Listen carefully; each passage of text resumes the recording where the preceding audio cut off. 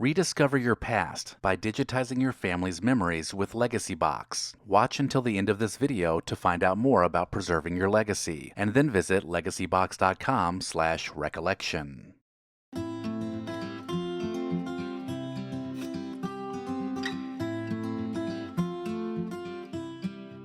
How many phone numbers do you remember by heart? Not too long ago, we used to have quite a few stored in our brain. If not, there was a written list of numbers stuck to the refrigerator. Today, some people don't even know their own number. Young people especially have grown up without the need to memorize any phone numbers because their smartphone keeps track of it for them. Many of us can even still recall our childhood numbers because it was such a big part of growing up in the era of wall-mounted home phones.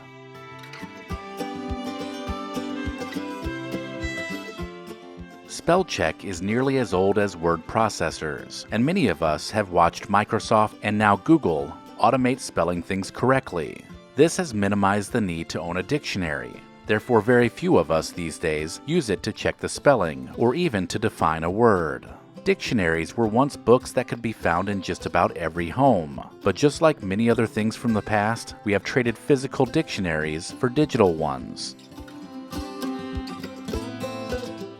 One of the best parts of owning a car from the 1960s and 1970s was the built-in air conditioning that came in the form of the small triangular window that could be vented to direct fresh air into the vehicle. These vent windows were found in just about every car and truck because they were functional features that everyone appreciated. As more cars offered true air conditioning as a standard feature, vent windows were not utilized quite as much, and they just became another feature that was trimmed from the design of more advanced, fuel-efficient cars.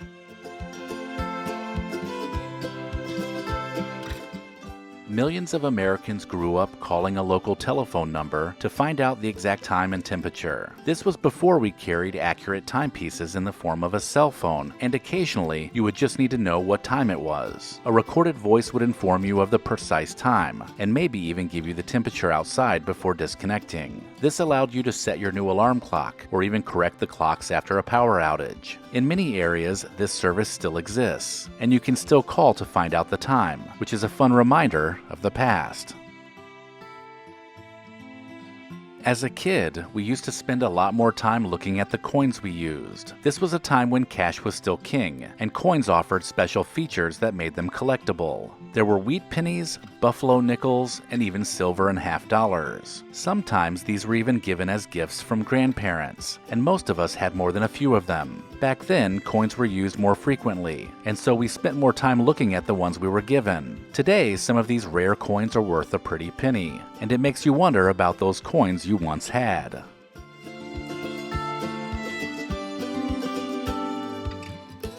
Who remembers these fabric calendars that used to hang in kitchens everywhere? These cloth calendars were made to fit any kitchen decor, plus many of them came with a wooden dowel through the top that made them easy to hang.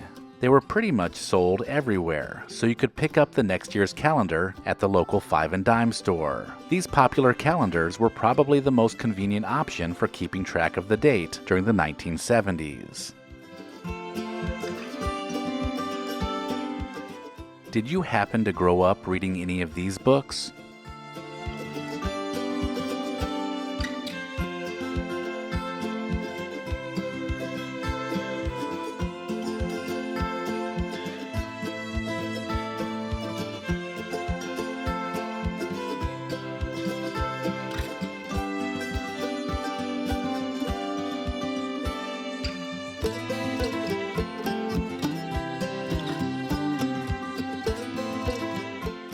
Playing outside was the ultimate way to spend a Saturday just a few decades ago. Not only did we ride our bikes everywhere, but we also played games in the streets. Whether it was a game of football or street hockey, the inevitable car would pass requiring a temporary pause in the game. Everyone would yell, "Car!" and the road would clear so it could pass, and then the game would resume. These small interruptions were just part of playing outside, and it is just another example of how times have changed.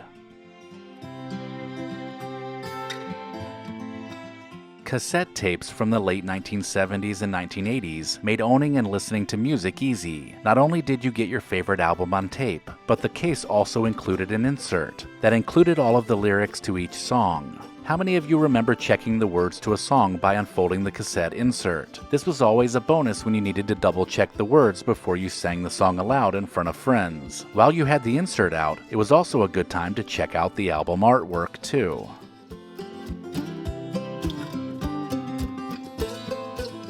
The Three Stooges used to be standard viewing for many young people as they were growing up. Everyone had their favorite, whether it was Moe, Larry, Curly, or even Shemp, but all of them provided lots of laughs with their slapstick shenanigans. The comedians appeared in over 220 films, with most of them being shorts, and these are the ones that we remember seeing on television. The Three Stooges came to an end by 1970, but reruns were big through the 1980s, which saw many young boys imitating the comedy routines made famous by the Three Stooges.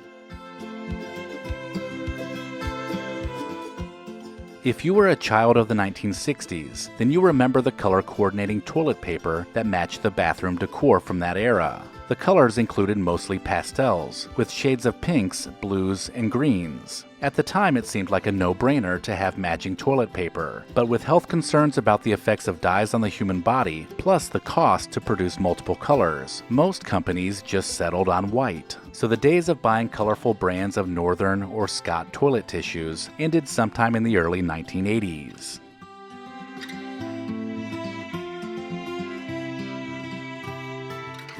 During the 1960s and 1970s, it seemed that just about everything came in a tin box. It didn't matter if it was Band-Aids, Cocoa, or Sucrets. These little tins were everywhere. Most households would also find creative ways to reuse them once they were empty. I'm sure if you think back, you can still remember some of the trinkets you would store in them, like bobby pins, buttons, baseball cards, or even nuts and bolts. They had countless uses, and were even collected by some, but by the late 1980s, the metal tins were being phased out and replaced by recyclable cardboard.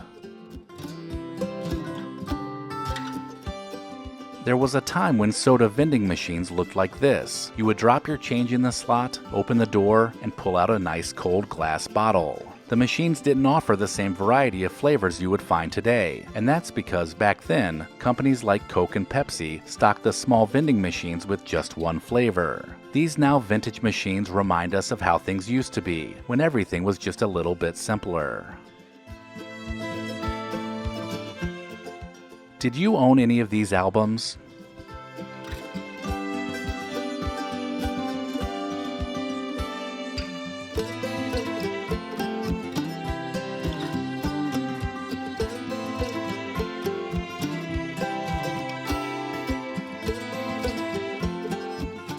For me, seeing my sister wake up in the morning wearing these pink foam hair rollers was a common occurrence. Curling your hair seemed to be much more popular decades ago, and these sponge curlers were a go-to. Some girls used heated ones, but these foam ones were much easier and still gave you the curly and bouncy hair you were looking for.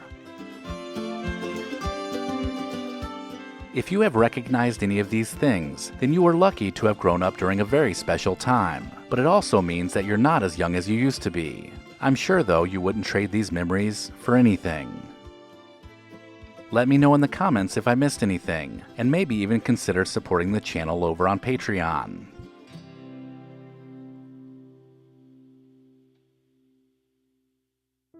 Recollection Road has partnered with Legacy Box because we're both all about preserving the past. Why not do the same with your own family home movies and photos? Legacy Box is the simple, safe, they've thought of everything solution for converting your home movies and photos to thumb drive or the cloud. Just send in your Legacy Box filled with old VHS and camcorder tapes, film reels, and pictures, and get back digital copies that can be easily enjoyed, shared, and kept organized. It's that easy. Not only is Legacy Box trusted by over 1 million people, but it's professionally digitized right here in the USA. Get started preserving your past today. Go to legacybox.com/recollection to get an incredible 55% off. Buy today to take advantage of this exclusive offer and send in your memories when you're ready. Go to legacybox.com/recollection to save 55% while supplies last.